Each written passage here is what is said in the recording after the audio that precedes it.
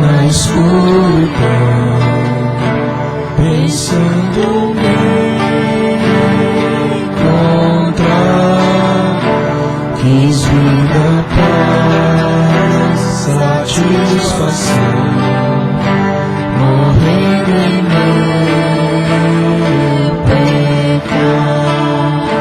Jamais pensei ser um dos teus, por um rebelde eu sei. Se antes não me amasses, Deus, não ia te querer.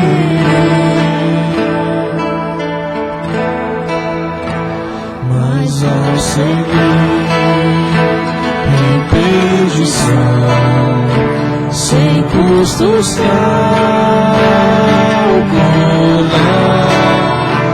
mudaste a minha condição e neste a cruz mostrar. Ali eu vi o amor de Deus, sofreste em meu lugar, tomaste o juízo que era meu, pra graça eu desfrutar. Aleluia, aleluia, tudo é Jesus pra mim. Aleluia, minha vida é Cristo, sou teu Senhor, eu quero ser, viver pra demonstrar que a força pra te obedecer jamais de mim virá. Pai, me salvaste, vem usar como convém a ti. Então pra sempre vou cantar, só me glorio em ti. Então pra sempre vou cantar, só me glorio em ti.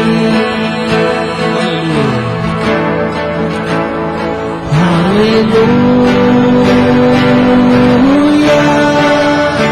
tudo é Jesus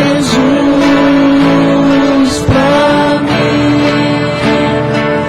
Aleluia, minha vida é Cristo. Muito bonito o cântico, vamos aprender, né? Só ensaiamos 2 vezes, ainda não aprendemos direito, mas a gente vai aprender um cântico muito bonito. E Jesus, em tua presença, reunimos-nos aqui, né? Esse é um cântico que todos sabem, e vamos cantá-lo agora.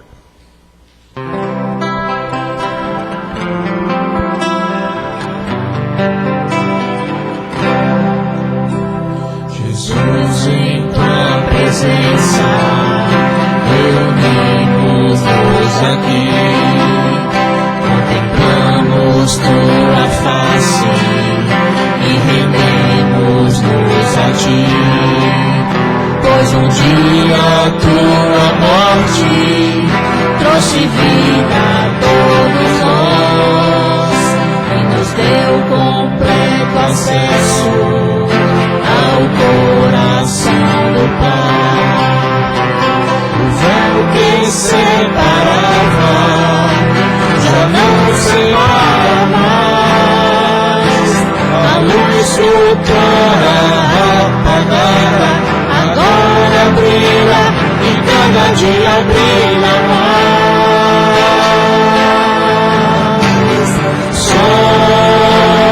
te adorar e fazer teu nome grande. E te dar o louvor que é devido. Estamos nós aqui, Jesus em tua presença, Jesus em tua presença, reunimos-nos aqui, contemplamos tua face e rendemos-nos a ti, pois um dia tua morte trouxe vida a todos nós e nos deu completo acesso ao coração do Pai. O véu que separava já não separa mais. A luz outrora apagada agora brilha e cada dia brilha mais. Só pra te adorar e fazer teu nome grande e te dar o louvor que é devido. Estamos nós aqui. Estamos nós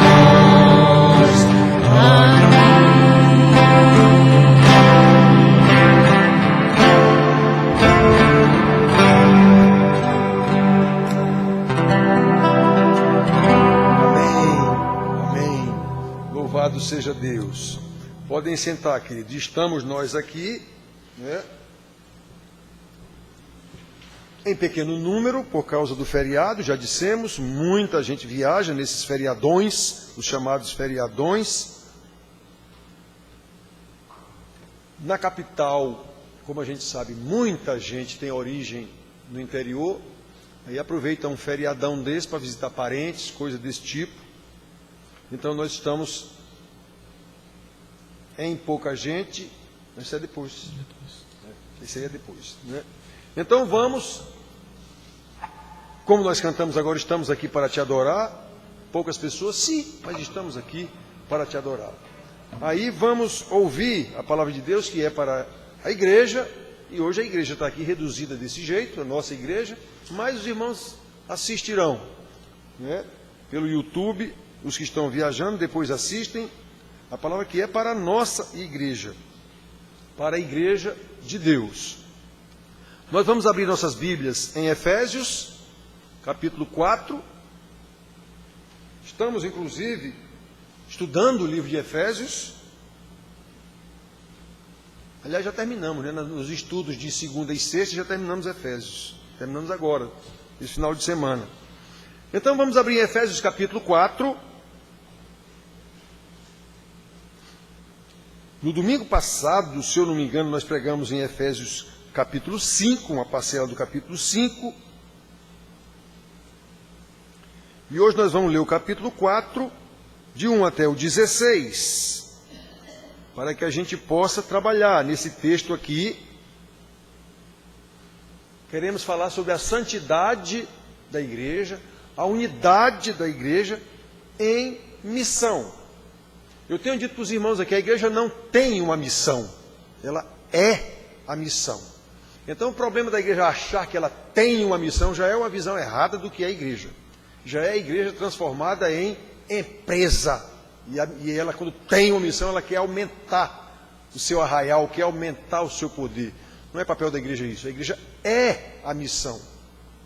Muito bem, então, diz assim a palavra, Paulo falando aos irmãos da igreja de Éfeso, e serve para nós. Rogo-vos, pois eu, o prisioneiro no Senhor, que andeis de modo digno da vocação a que fostes chamados, com toda humildade e mansidão, com longanimidade, suportando-vos uns aos outros em amor, esforçando-vos diligentemente por preservar a unidade do Espírito no vínculo da paz. Há somente um corpo e um Espírito, como também fostes chamados numa só esperança da vossa vocação. Há um só Senhor, uma só fé, um só batismo, um só Deus e Pai de todos, o qual é sobre todos, age por meio de todos e está em todos. E a graça foi concedida a cada um de nós segundo a proporção do dom de Cristo. Por isso diz, quando ele subiu às alturas, levou cativo o cativeiro e concedeu dons aos homens. Ora, que quer dizer subiu, senão que também havia descido até as regiões inferiores da terra? Aquele que desceu é também o mesmo que subiu acima de todos os céus para encher todas as coisas. Ele mesmo concedeu uns para apóstolos, outros para profetas, outros para evangelistas e outros para pastores e mestres, com vistas ao aperfeiçoamento dos santos, para o desempenho do seu serviço, para a edificação do corpo de Cristo, até que todos cheguemos à unidade da fé e do pleno conhecimento do Filho de Deus, à perfeita varonilidade, à medida da estatura da plenitude de Cristo, para que não mais sejamos como meninos, agitados de um lado para outro e levados ao redor por todo o vento de doutrina, pela artimanha dos homens, pela astúcia com que induzem ao erro. Mas, segundo a verdade em amor, cresçamos em tudo naquele que é o cabeça, Cristo, de quem todo o corpo bem ajustado e consolidado, pelo auxílio de toda junta, segundo a justa cooperação de cada parte, efetua o seu próprio aumento para a edificação de si mesmo em amor. Então, isso é a igreja em missão. A igreja não tem uma missão, ela é a missão, ela tem que viver assim. Essa é a missão da igreja. É assim que os eleitos de Deus vão sendo encontrados pela palavra, pelo exemplo de vida, testemunho de vida dos irmãos e evangelistas, missionários, que saiam para pregar onde eles tiverem que pregar conforme Deus lhes mandar. A igreja é para viver em santidade. A igreja é a missão. Ela demonstra o que é a salvação de Cristo. É esse o papel da igreja. Mas ela virou uma empresa, aí quer clientes. Então, olha só, irmãos. Como nós temos insistido em lhes mostrar, à luz da Bíblia, o único ensinamento para a igreja, enquanto reunião dos salvos, é que ela cresça mais e mais no conhecimento do Senhor, exatamente para viver em santidade missionária. A sua missão é viver em santidade e amor. Esse é o único modo de vida que proporcionará um bom testemunho de Cristo, testemunho eficaz, como ele mesmo clamou na sua oração sacerdotal ao Pai. Pai, que eles sejam um,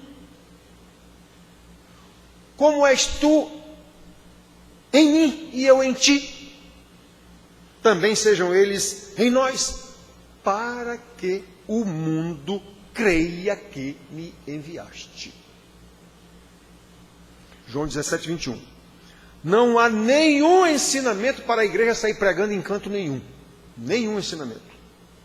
Nos moldes em que se faz hoje o que se chama de evangelismo e missões.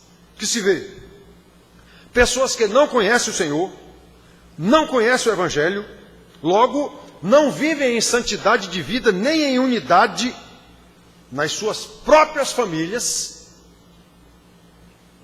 nem nas suas igrejas, aí imaginam que são aptas para sair por aí fazendo evangelismo e missões. Aqui nessa igreja houve duas situações em que jovens, os seus pais, vieram me pedir para mandar esses jovens para missões. Jovens extremamente desobedientes em suas casas, e os pais, na verdade, queriam se ver livre deles, para que a igreja assumisse esses jovens e os mandassem para missões. Vieram falar comigo, não estão mais aqui. E o que eu lhes disse foi isso. Quando você aprender a ser obediente ao seu pai e à sua mãe, aí pode ser que eu pense na possibilidade de enviar você para missões. Antes não. Era só o que me faltava, né? Então, irmãos, qual é o resultado lógico, inclusive, desse tipo de evangelismo e missões? O que nós vemos nas igrejas. A multiplicação de simples prosélitos, é aquele que se agrega à igreja, mas não foi convertido coisa nenhuma, ele não sabe nem o que é isso. Prosélitos sem o menor discernimento, que é fruto do conhecimento, se ele não tem conhecimento, não conhece o Senhor, não conhece o Evangelho, não vive em santidade de vida, em unidade nas suas próprias casas, que nem os dois pais com seus filhos que vieram pedir para mandar esses meninos para missões, diz. Nem nas igrejas que eles congregam. Então isso é uma realidade tão evidente, isso é uma realidade tão evidente em qualquer igreja. Eu tenho 68 anos de igreja, que não precisa ser psicólogo nem muito perspicaz para perceber isso. Quem entra numa igreja, com pouco tempo ele vê isso. Aí entra a missão do pastor. É o que eu faço aqui há 17 anos. Ensinar, pastorear. Foi isso que Jesus mandou seus discípulos fazerem na chamada grande comissão. E de fazer discípulos. A Pedro pessoalmente ele diz: Pedro, pastoreia minhas ovelhas. Isso é ensina. Pedro, apacenta as minhas ovelhas. Isso é ensina. O que é que os apóstolos fizeram? Ensinaram, olha as cartas. Depois de pregar o evangelho, como eles foram missionários, pregaram o evangelho em todo canto, depois ensinaram as igrejas. Eles não mandaram as igrejas ir pregar em canto nenhum, não. Quem sai para pregar é evangelista, que tem um dom para isso, inclusive. Tem um dom. Já lemos aqui ainda agorinha e vamos ler daqui a pouco. Então, irmãos, prestem atenção.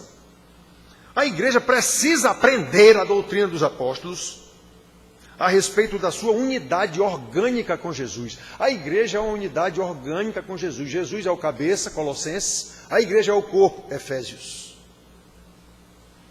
A gente tem que aprender isso. Precisa viver o evangelho do Senhor Jesus como um povo santo, como um povo unido, para que possa testemunhar essa santidade, esse evangelho, com uma vida de santidade, com uma vida de unidade do Espírito, como nós lemos aqui. É isso que a igreja em missão missionária. E não, a igreja tem que fazer um avanço não sei onde, tem que pregar ali na praça. Isso é conversa? Como é que ela vive? Então, meus filhos, vamos aprender um pouco mais com o apóstolo nesse texto que nós lemos aqui. Em primeiro lugar, nós aprendemos aqui com o apóstolo que a santidade e a unidade da igreja, obviamente, dependem da santidade e unidade das famílias que compõem essa igreja. Ora, bolas, a igreja é a reunião de famílias. Então o cidadão, a família dele é que nem os dois pais que vieram aqui, o filho não obedece, a confusão, eu sabia, a confusão maior do mundo nessas casas. Pastor, eu queria que o senhor mandasse meu filho para missões. Ele queria se livrar do filho, e o filho queria se livrar do inferno, que era a casa dele também. Ora, tenha paciência. Então, depende da santidade das famílias que o compõem. Já falamos isso aqui na mensagem anterior, do domingo passado. A igreja é composta por famílias. Um povo santo separado para Deus, por Deus e para Deus. É assim a igreja? Não? Então não tem autoridade nem moral nenhuma para ir pregar o evangelho em canto nenhum. O que ela quer é fazer prosélitos. Ela quer aumentar a sua paróquia. Olha, irmãos, é por isso que o apóstolo inicia rogando que andemos de modo digno da vocação a que fomos chamados. Para que foi que nós fomos chamados? Para ser santos. Nós fomos chamados para a obediência. Nós fomos chamados para viver em união, como Jesus diz: Pai, que eles sejam um como eu sou um contigo, que eles sejam um também, para que o mundo saiba que tu me enviaste.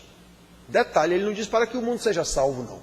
Ele diz para que o mundo saiba, conheça que tu me enviaste. Os eleitos se agregarão a uma igreja, sem nenhuma dúvida. Como aconteceu lá em Atos, no início da igreja. Atos capítulo 2. Então, meus filhos, nós fomos chamados para a santidade. E as características da santidade, ele alista. Logo no início aqui, ele alista isso. Lembram? Rogo-vos, pois eu, o prisioneiro no Senhor, que andeis de modo digno da vocação a que fostes chamados, com toda olha a relação, com toda humildade, mansidão, longanimidade, suportando-vos uns aos outros em amor, esforçando-vos diligentemente por preservar a unidade do Espírito no vínculo da paz. Aí sim, vivendo assim, a igreja está capacitada a fazer missões, viver a missão que é ela mesma. Ela mesma a missão.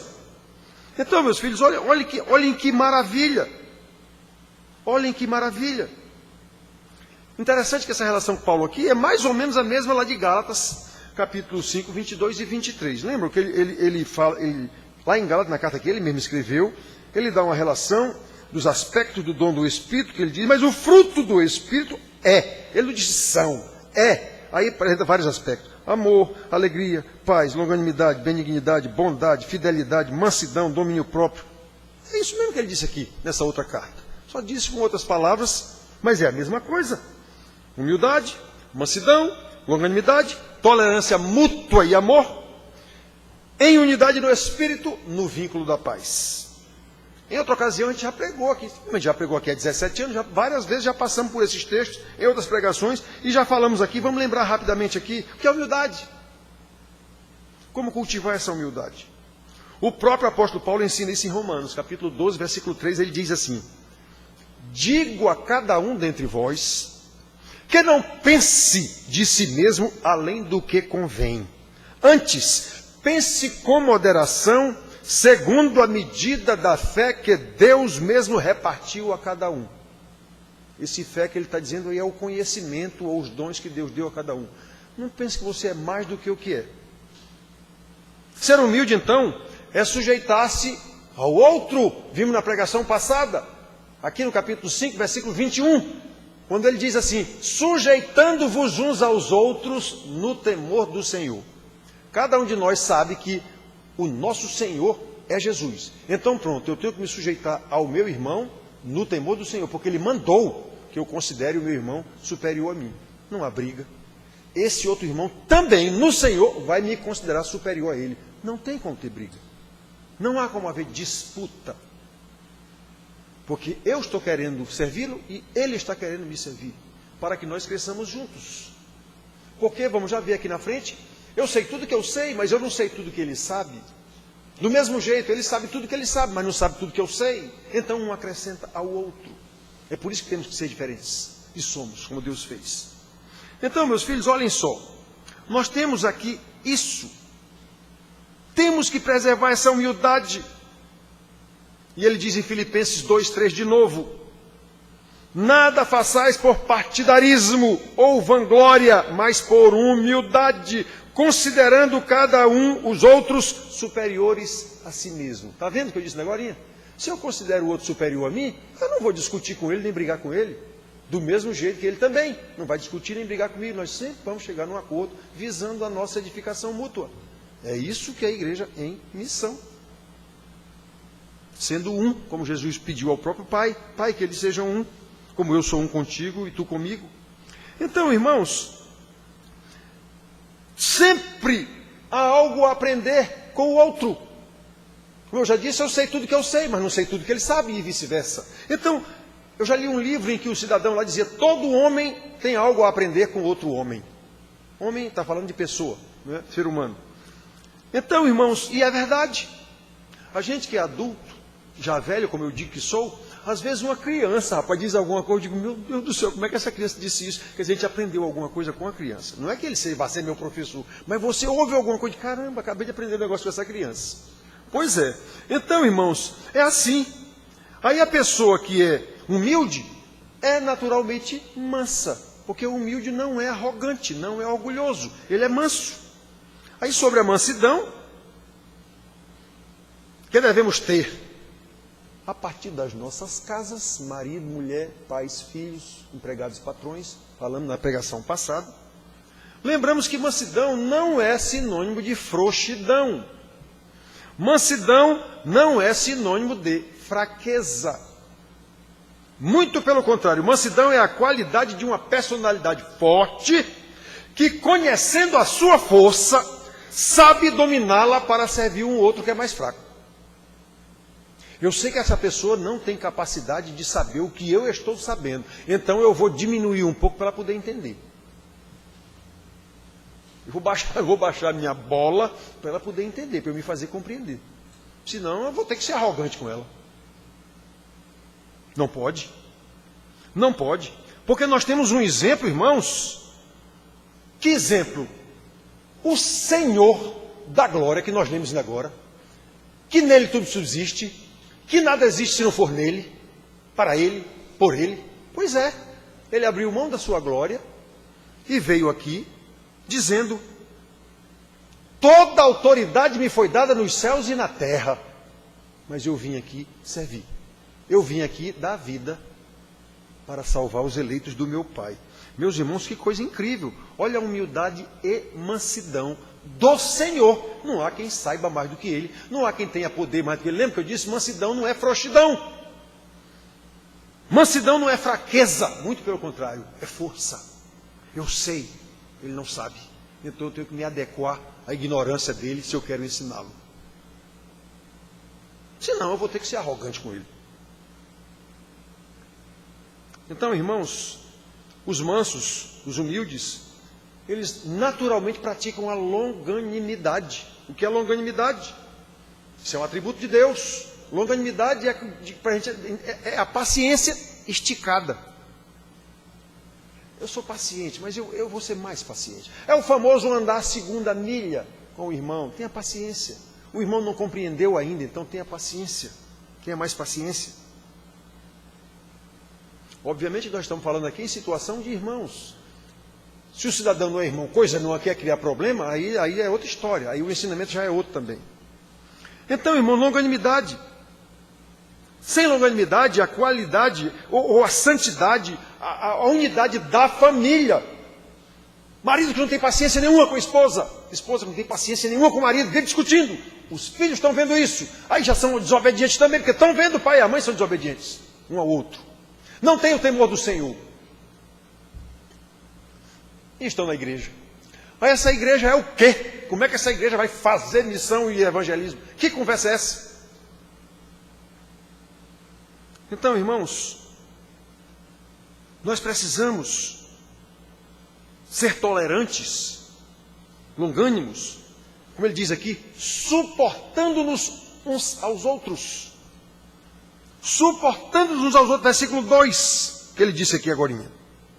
Com toda humildade e mansidão, com longanimidade, suportando-vos uns aos outros em amor.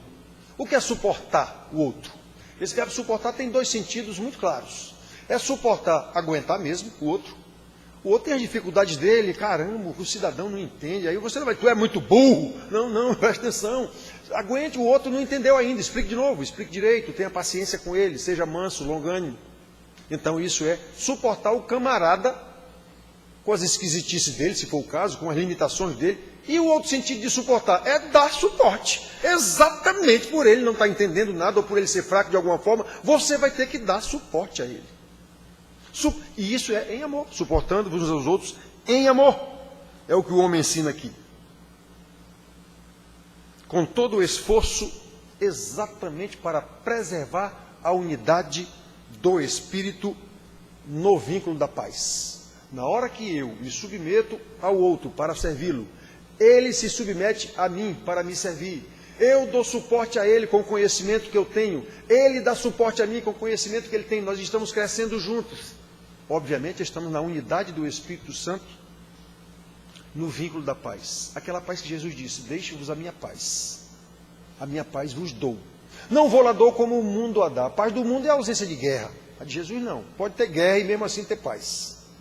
A minha paz é outro departamento, não é a paz do mundo. Eu às vezes vejo essas guerras todas aí e vejo o pobre do Papa nas suas mensagens. Pedi a paz aos homens. Mas, meu amigo, não é assim não. Se fosse, ninguém faria guerra. Todo mundo sabe que todo mundo perde com a guerra. Não tem ninguém que ganhe com a guerra. Todo mundo perde. Inclusive os vencedores da guerra perdem também, e muito. Então por que fazer guerra? Não é porque, não é assim não. Parem com essa briga. Está fácil. Então a paz de Jesus é outra. A paz de Jesus é outra. É entender realmente o que é a paz. Aí a gente consegue fazer. Sem isso, irmãos, não há unidade da igreja. Sem esse entendimento, não há unidade da igreja. Sem isso, não há um povo santo. Sem isso não pode haver igreja em missão de evangelismo e missões, coisa nenhuma. Enquanto não aprendermos e não praticarmos estas coisas ensinadas na Bíblia, a doutrina dos apóstolos, foram eles os mestres da igreja. Jesus nos formou para isso. Enquanto não aprendermos isso, irmãos, não seremos uma família santa na nossa casa. Obviamente não seremos uma igreja santa, porque a igreja é composta por famílias, como devemos ser. Aí se inventa de fazer evangelismo e missões. Como, meu amigo? Como um cego vai guiar outro cego? Como uma pessoa analfabeta vai ensinar a outra a ler e escrever? Não é possível isso. Então, se eu não tenho uma vida de santidade, de unidade em amor, como é que eu vou tentar trazer alguém para a igreja? Eu vou fazer prosélito. Eu vou fazer o cara se agradar da minha igreja, da nossa reunião aqui, aí ele vem para cá, pronto. Vamos já ver o que Jesus disse aos fariseus no tempo dele. Exatamente sobre isso. Né? Então, meus filhos, é o que nós vamos ver em segundo lugar. Nós podemos aprender que a unidade da igreja em missão, olhem que revelação de um mistério que Paulo fez para nós aqui. A gente lê isso aqui e passa batido, digamos assim. Olhem só. A unidade da igreja em missão, como nós estamos vendo aqui, deve refletir a unidade do Deus Trino ou Triuno, Santíssima Trindade, Pai, Filho e Espírito Santo. Observe que no versículo 4 a 6, 4, 5 e 6, por 3 vezes o apóstolo fala da unidade de Deus. No versículo 4 ele fala em um só Espírito. No versículo 5 ele fala em um só Senhor, que é Jesus. No versículo 6 ele fala em um só Deus e Pai de todos. Olhem só que maravilha, irmãos. Há somente um corpo e um Espírito.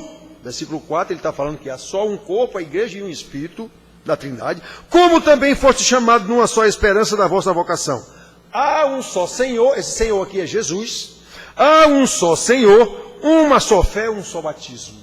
Vocês foram salvos em Cristo, no poder de Cristo, pela justiça de Cristo, tudo ele está dizendo isso. E no versículo 6, há um só Deus e Pai de todos, o qual é sobre todos, age por meio de todos e está em todos. Então repare que ele, usando a Trindade, e a igreja está entremeada nessa Trindade, como ele explica aqui, a gente quando lê isso normalmente não percebe isso. E essa é a revelação magnífica que o apóstolo faz para a igreja sobre esse mistério de Deus, porque entremeado nas 3 pessoas da Trindade está a igreja. E ele diz isso aqui. Ele fala 4 vezes da nossa unidade, juntamente com a Trindade. Referindo-se à igreja, ele diz que há um só corpo, como também fomos chamados. Ele disse que há um só corpo, como também foste chamados. Uma só esperança da nossa vocação, segunda vez que ele diz. Uma só fé, terceira vez que ele diz. Um só batismo, 4ª vez que ele fala. Entremeado com as 3 pessoas da Trindade está a igreja. Vejam só, irmãos, como a nossa unidade está entrelaçada com a Santíssima Trindade e precisa refletir a unidade de Deus Pai, Deus Filho e Deus Espírito Santo. É isso que é a igreja em missão. Igreja, corpo de Cristo. E que a denominação não é corpo de Cristo coisa nenhuma, é comércio, normalmente. Irmãos, este é o padrão para a santidade e unidade da igreja em missão. Este é o padrão para a família de Deus, a igreja, para que sejamos capazes de evangelizar na santidade e unidade de Deus Pai, Deus Filho e Deus Espírito Santo. É isso e nada menos que isso que é a igreja santa e unida em missão evangelística ou evangelizadora. Sem isso, é apenas fazer prosélitos, é apenas querer aumentar a paróquia, a denominação, presbiteriana, batista, pentecostal, católica, espiritismo, o que for. Em terceiro lugar, nós podemos aprender aqui que a santidade e unidade da igreja são fortalecidas pelo exercício dos dons espirituais que é dado a cada um membro da igreja, cada um. Sou eu que edifico você. Lembra quando eu me submeto a você? E eu sei que tudo que eu sei não é tudo que você sabe, eu vou aprender com você alguma coisa, e você comigo, a gente vai crescendo. É por isso que somos diferentes. É por isso que recebemos dons diferentes. E o apóstolo fala isso, esses dons espirituais, em sua diversidade, como o Espírito concede livremente. Aqui ele está tratando, nesse texto que lemos, ele está tratando nessa parte agora, especificamente dos dons concedidos à liderança. Olha só, primeiro ele fala de apóstolo, lembram? E ele mesmo concedeu. Não foi você que escolheu ter esse dom, ou pediu esse dom, é ele quem concede como ele quer. E ele mesmo concedeu uns para apóstolos, outros para profetas, outros para evangelistas. Todo mundo na igreja é evangelista? Claro que não. Enquanto dom de evangelista. Todo mundo é pastor, mestre? Claro que não. E Paulo diz isso lá aos Coríntios. Todos são profetas? Não. Todos são apóstolos? Não. Todos são evangelistas? Não. Todos têm dom disso? Não. Então cada um saiba qual é o seu dom e use esse seu dom para edificar o próximo. É isso que é a igreja é missão. Então ele diz aqui, apóstolos, outros para profetas, outros para evangelistas, outros para pastores e mestres. Para quê? Exatamente visando ao aperfeiçoamento dos santos, para o desempenho do seu serviço, para a edificação do corpo de Cristo. Então somos nós mesmos que nos edificamos. É a igreja mesma que cresce. É ela mesma que cresce. Não é pastor que faz a igreja crescer. Pastor é para ensinar os irmãos naturalmente, no temor do Senhor, se edificando no ensino, no estudo, naturalmente. Olhem só que maravilha, irmãos. Os apóstolos que ele está falando aqui eram eles mesmos. Paulo, Pedro, João, Bartolomeu, Filipe, eram os apóstolos. André, Tiago, eram os apóstolos. Segundo lugar, ele fala dos profetas. Que profetas são esses que ele está falando? Há duas categorias de profeta na Bíblia. Há os profetas do Velho Testamento e os profetas apóstolos de Cristo, aqueles uns e outros que proclamaram a palavra de Deus em primeira mão e deixaram registrado das escrituras que nós temos aqui. Aí depois vem a segunda categoria de profetas. Quem são estes? São aqueles que proclamam essa mesma palavra que aqueles outros lá deixaram já escritas para nós. São os profetas que temos nas igrejas, os pastores e mestres, ou os evangelistas se forem pregar em algum lugar. O profeta da igreja é aquele citado por Paulo em Romanos 12:6, quando ele está falando dos dons também, ele fala do dom de profecia. Se alguém tem profecia, seja segundo a proporção da fé. O que quer dizer isso? O profeta só deve proclamar a palavra de Deus. É isso que quer dizer esse fé que ele falou aqui. É o seu conhecimento das Escrituras. É o conjunto de verdades reveladas na palavra de Deus que compõem a fé desse irmão. É aquela fé que Judas diz na sua cartinha lá no versículo 3, a fé que uma vez por todas foi entregue aos santos. A fé que uma vez por todas foi entregue aos santos. De que é que Judas está falando? Da pregação dos apóstolos, do ensino dos apóstolos, a fé, o ensino dos apóstolos, que uma vez por todas foi entregue aos santos. Então quem falar, quem profetizar, fale unicamente de acordo com isso, de acordo com o que você sabe. É esse o profeta da igreja, hoje. É isso mesmo que Pedro também ensina, esse ensinamento é de Paulo, que eu acabei de dizer agora. Também falei de Judas. Aí Pedro também diz assim, se alguém fala, ele está falando dos dons de pregação, ou de profecia, ou o que for, de evangelismo. Se alguém fala, fale de acordo com os oráculos de Deus.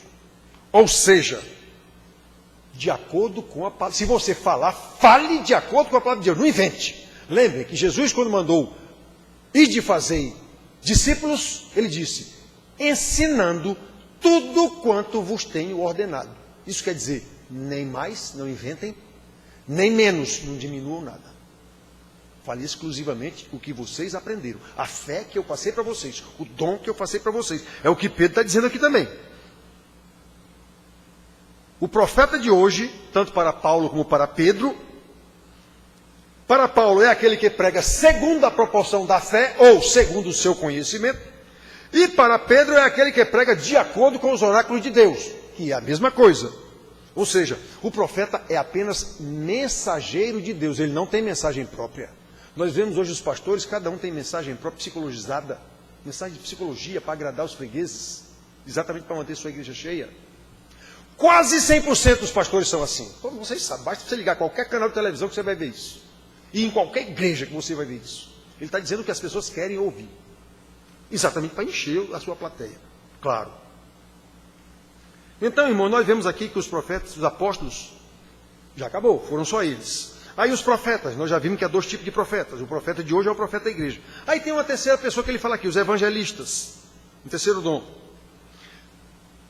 Esse dom de evangelista, ou essa palavra evangelista, ou esse ministério de um evangelista, só aparece 3 vezes na igreja, no Novo Testamento. Aqui, nesse versículo 11, que nós lemos aqui, ó, ele mesmo concedeu uns para apóstolos, outros para profetas, outros para evangelistas. Então aqui está a primeira vez que aparece, aqui é uma das vezes que aparece. Em Atos 21:8, ele fala de Filipe, o evangelista, aquele que pregou para o eunuco da rainha de Candace, que ia lendo Isaías na estrada, e Deus ele apareceu lá do lado do homem, correndo do lado da carruagem. Imagine a cena, o homem numa carruagem e Filipe correndo do lado dele. Entendes o que lês? E o homem disse, como é que eu vou entender se não há quem me explique? E esse homem era um homem culto, não esqueçam. Ele era o José do Egito, ele era o de Candace, da rainha de Candace. Ele era o administrador do reino da rainha lá. Então, da casa, do palácio da rainha. Então esse homem era um homem letrado, mas ele não entendeu. Foi preciso o evangelista explicar para ele. Então é outra vez que aparece um evangelista. Filipe, o evangelista. E a outra vez que aparece é Timóteo.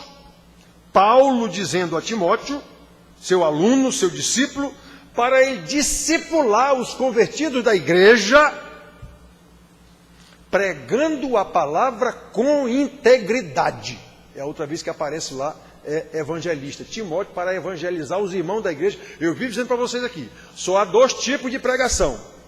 Uma pregação chamando pecadores ao arrependimento, para a conversão, e outra pregação chamando pecadores já convertidos ao arrependimento contínuo para a santificação, no conhecimento da palavra de Deus. Só existe isso na Bíblia. Qualquer coisa diferente disso é invenção da igreja e instituição, para fazer prosélitos e encher seus arraiais. Então, irmãos, nós vemos aqui as 2 situações, tanto Filipe, que pregou a primeira vez a um camarada que não entendia o que estava lendo, como Timóteo, que era um pastor já para evangelizar a sua igreja, para discipular a sua igreja. Então nós vemos que as 2 situações visam a santidade da igreja, visam a unidade da igreja, para que ela seja uma igreja em missão evangelizadora, segundo a palavra de Deus. É por isso que ele tem que aprender. É para isso que existe o pastor mestre. Nós lemos aqui? Para quê? Com vistas a ensinar, ele mesmo concedeu pastores mestres, com vistas ao aperfeiçoamento dos santos, para o desempenho do seu serviço, para a edificação do corpo de Cristo. Isso. É Deus quem dá a cada um. Então repare que a igreja cresce quando nós entendemos essas coisas e cada um usa o seu dom, sabendo o que é que eu faço aqui nesse, qual é a minha parte, qual é a minha parcela. Por último, irmãos, nós temos o dom de pastores e mestres, como está escrito aqui. Sobre esse dom há controvérsia, se é um dom só ou se são 2, pastores e mestres. E aí? Há pastores e há mestres? São 2 dons distintos ou é um dom só? Eu entendo que é um dom só, mas vamos ver aqui. No original grego não tem esse e. Pastores e mestres, não tem esse e, certo?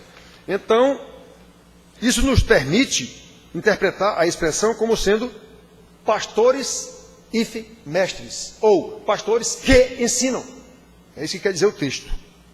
Uma função composta. É essa a interpretação que eu prefiro, porque não tem o e no original. Por que eu acho que deve ser essa interpretação? Porque pode haver um mestre, inclusive da palavra, sem ser pastor. Ele não recebeu o dom de pastor, digamos assim. Mas não pode haver pastor sem ser mestre. O pastor, obrigatoriamente, o Espírito Santo, quando dá um dom de pastor, ele dá também o dom de mestre. Esse pastor vai ralar para estudar, para aprender, para poder ensinar. Ele pode até ser mestre da palavra, estudou e tal, é professor de escola dominical, de alguma coisa, sem ser pastor. Mas pastor sem ser mestre não existe. Quer dizer, existe. Que é uma deformidade, é uma perversão da função de pastor, como vemos na igreja instituição, na igreja mercado. Hoje de manhã nós vimos, aliás foi ontem, sexta-feira à noite, nós vimos aqui Paulo defendendo o apostolado dele e dizendo: eu não sou como muitos desses aí que mercadejam a palavra de Deus. Então isso não é novidade. Pastor, mercador da palavra, padre ou o que for, mercador da palavra, o que ele quer é plateia, o que ele quer é cliente. São falsos. E já existiram no tempo de Paulo, não é novidade nenhuma não. Já existiram no tempo dos profetas lá do Velho Testamento, não é novidade nenhuma não. O homem é pecador desde Adão, não tem novidade nenhuma. Então, irmãos, nós vemos aqui que esses dons, aqui elencados por Paulo, são dons de liderança, dons da pregação, do ensino da palavra, dons prometidos por Jesus. Vimos na pregação passada, ele subindo e o pessoal assustado olhando, e dois varões de branco, que devia ser 2 anos, disseram: ei, vocês estão espantados com quem? Esse Jesus que vocês estão vendo subir, vocês verão descer do mesmo jeito. Ele não disse: vou preparar-vos lugar, eu voltarei. Enquanto eu não voltar, o Espírito Santo virá, exatamente concedendo dons, exatamente vos fazendo lembrar, exatamente vos levando a toda a verdade. É isso, irmãos, é isso que é a igreja. Os dons prometidos por Jesus, versículos 7 a 10, ele diz: aquele que subiu, ele também, o que desceu, subiu também, desceu, é o mesmo, ele vai voltar, e ele mesmo concede dons para isso mesmo, visando a santidade da igreja, exatamente para que andemos de modo digno da vocação a que fomos chamados. O primeiro versículo que nós lemos aqui. É nesse sentido que ele concede dons. Concedeu aos seus discípulos lá que viraram apóstolos e concede a nós na igreja, pastor e mestre. É desses dons que ele está falando, dom de liderança. Para quê? 12. Com vistas ao aperfeiçoamento dos santos, para o desempenho do seu serviço, para a edificação do corpo de Cristo, até que todos cheguemos à unidade da fé e do pleno conhecimento do Filho de Deus. É esse o crescimento que interessa para a igreja. A perfeita varonilidade à medida da estatura da plenitude de Cristo. É esse o crescimento que interessa para a igreja. Para quê? Para que não mais sejamos como meninos agitados por todo o vento de doutrina, enganados por toda a pregação bonita, psicologizada, levados ao redor por todo o vento de doutrina. Pelo quê? Pela artimanha dos homens, pela astúcia com que induzem ao erro. A teologia foi substituída pela psicologia, pela sociologia. Isso agrada a plateia. Alguns irmãos me criticam porque eu repito isso todo domingo. Mas está na Bíblia. Jesus fez isso, os profetas do Velho Testamento fizeram isso, Jesus fez isso, os apóstolos fizeram isso o tempo todo. Por quê? Porque esse veneno está infiltrado dentro da igreja, sempre teve. E detalhe, há muito mais joio do que trigo. A gente sabe disso. Qualquer plantação de trigo, ou de qualquer coisa, milho, feijão, arroz, batata, o que for, se você não arrancar as ervas daninhas vão matar o seu trigo, o seu milho, o que for. Se não houver os tratos culturais, eu me lembro do tempo do Banco do Brasil, Alberto, meu colega, a gente fazia o financiamento para as plantações das lavouras. Primeira parcela do financiamento, normalmente era dividida em 3 parcelas. Primeira parcela, o cara preparar o terreno lá e tal. Plantio. Segunda parcela, tratos culturais, que era para o camarada manter o negócio o tempo todo livre de erva daninha, do que for e tal. Terceira parcela, colheita. Quando ele ia colher os seus frutos para colocar à venda no mercado e tal. Pois é, se não houver os tratos culturais, o homem vai perder a lavoura dele. Então, meus filhos, é assim que funciona. Os líderes que recebem esses dons são responsáveis por manter a santidade e a unidade da igreja à luz da palavra. O que tem de irmão aqui que se aborrece com essa minha pregação todo domingo, dizendo a mesma coisa. Mas é claro que é a mesma coisa, eu não estou pregando a palavra. Eu não estou pregando psicologia nem sociologia. nem antropologia, nem nada disso. Eu até sei de tudo isso, porque eu precisei estudar para poder interpretar direito e ensinar. Mas isso aí não faz parte. Isso não faz parte do ensino. O ensino é teologia. Ainda que eu use todas as outras ciências que eu estudei para poder entender melhor, interpretar melhor e explicar melhor. Mas o que eu vou ensinar é teologia, que é o conhecimento de Deus. Então, irmãos, nós precisamos disso, os pastores, para quê? Exatamente para a conclusão dos 2 versículos aqui. Para que esses irmãos, seguindo a verdade em amor, cresçamos em tudo naquele que é o cabeça, Cristo. O crescimento tem que ser em Cristo e não em comércio. Em Cristo, de quem todo o corpo, a igreja, bem ajustado e consolidado pelo auxílio de toda a junta, segundo a justa cooperação de cada parte, efetua o seu próprio aumento para a edificação de si mesmo em amor. É isso! Cada irmão contribui com a sua parte para o outro, cada um, no conhecimento de Deus. É isso que Paulo diz aos romanos, quando ele diz, eu quero passar um tempo com vocês aí, dividindo alguns dons. Esse dividindo alguns dons que ele está falando é exatamente isso, dividindo o conhecimento de Deus com vocês. Eu quero ensinar vocês e quero aprender com vocês. É isso. Então, irmãos, observe que aqui, nesse texto que nós lemos aqui, não há aqui nesse texto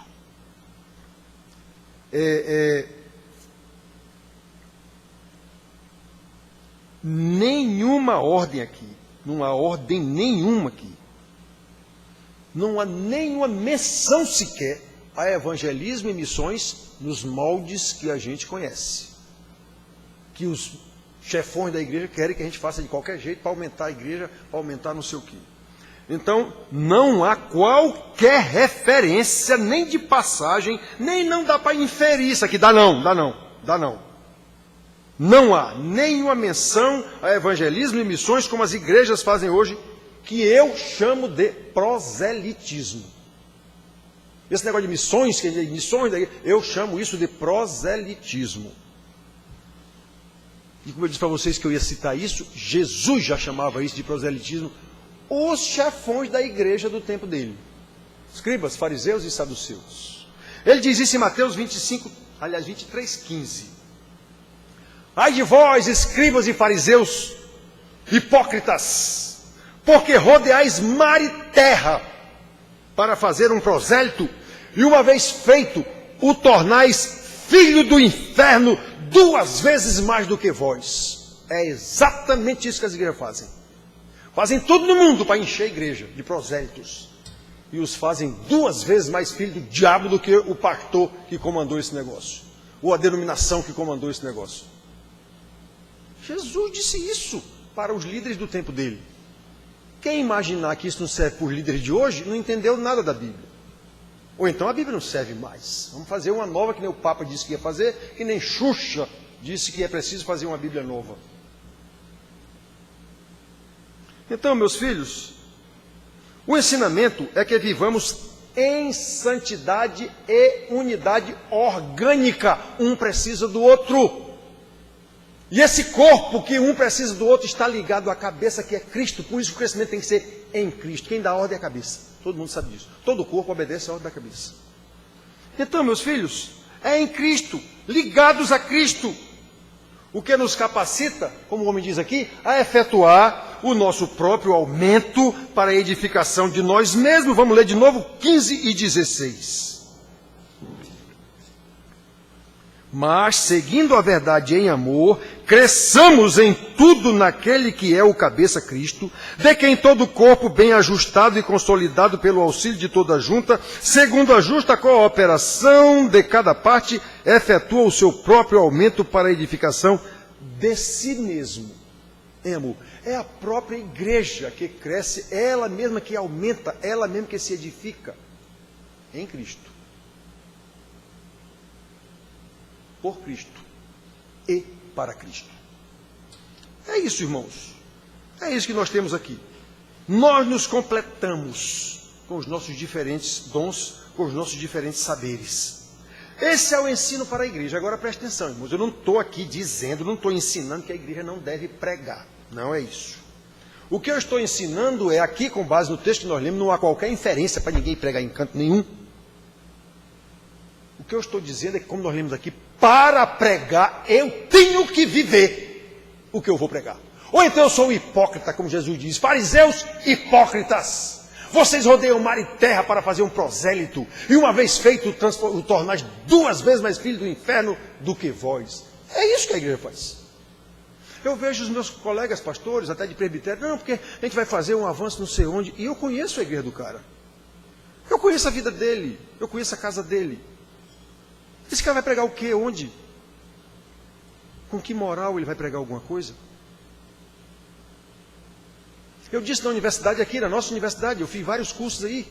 E na época, junto com os doutores do departamento de administração, de empresa e tudo, eu disse para eles, olha, meus coleguinhas aqui, vocês não têm autoridade nenhuma para ministrar o curso de administração. Porque isso aqui é uma bagunça. A universidade é uma bagunça completa. Então como é que a gente vai ensinar administração se nós não sabemos nos administrar? Que moral a gente tem para ensinar isso?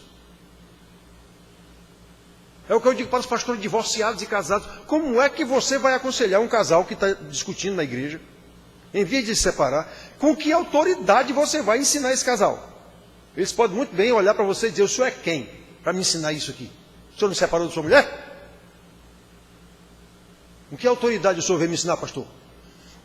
O pastor que tem os filhos em desobediência, por isso que a Bíblia diz que para ser pastor tem que ser marido de uma só mulher, ele tem que governar a sua casa, ele tem que criar os filhos em obediência, porque senão ele não tem moral para ensinar ninguém. É a mesma coisa de missão. Qual é a missão da igreja? Mostrar sua unidade e santidade em amor naquele que é o cabeça, Cristo, e falar disso. Aí a igreja é a missão. Mas a igreja fazer missão diferente do que ela vive, isso é hipocrisia. Isso é farisaísmo. Então preste atenção, irmãos. A igreja precisa viver a santidade e a unidade, o que tem que começar nas nossas casas, nas nossas famílias, porque a igreja é a reunião de famílias, como nós temos pregado aqui na pregação passada. Nós precisamos viver o Evangelho de Cristo como ele ensinou aos seus apóstolos e como os apóstolos ensinaram às igrejas. Está aqui as cartas para mostrar para a gente tudo isso. Isso sim é igreja em missão evangelizadora, a partir da santidade, da unidade da família de Deus, que é a igreja de Cristo, composta por nossas famílias. Ou seremos um bando de hipócritas, que nem os fariseus? Então somente então, o mundo conhecerá que o Pai enviou o Filho ao mundo, como Jesus diz lá, eu já falei ainda agora na sua oração sacerdotal, capítulo 17, versículo 21, ele diz, Pai, que todos sejam um. E como és tu, ó Pai, em mim e eu em ti, que eles sejam em nós, para que o mundo creia que me enviaste. Ele não está mandando o mundo, está dizendo que o mundo vai ser salvo. Não, mas eles vão saber. Por causa de como essa igreja vive, eles vão saber que tu me enviaste aqui para salvar um povo, que são eles. Ainda que quem veja, creia, não seja salvo, mas eles estão vendo, esse povo é diferente. O Deus desse povo é diferente do Deus que eu imagino que existe. É isso que é a igreja, irmãos.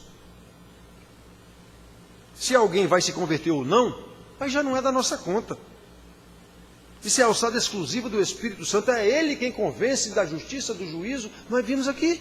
Do pecado, da justiça, do juízo. Nós vemos isso. Jesus mesmo disse isso. Quando o Espírito Santo vier, ele vai ensinar e ele convence do pecado, da justiça, do juízo. Aos que são acrescentados à igreja, aí sim, cabe-nos edificar esses irmãos, ao pastor, o principal responsável, mestre, para ensinar, e os irmãos todos se ensinarem, se edificarem mutuamente. Pelo ensinamento do pastor, é isso como disse aqui. Para que possam reproduzir a mesma vida de santidade e unidade a partir das suas casas, das suas famílias e da sua igreja, testemunhando a maravilhosa salvação de Deus em Cristo Jesus. É isso que é a igreja em missão. E não esse papo furado de evangelismo e missões, não sei o que, como é feito. Como vimos aqui, irmãos, que Deus, pela sua graça, nos conceda entendimento e obediência à sua palavra, para que andemos, como o homem diz no primeiro versículo que lemos, de modo digno da vocação a que fomos chamados, exatamente para louvor da glória de Deus em nós e através de nós. Amém.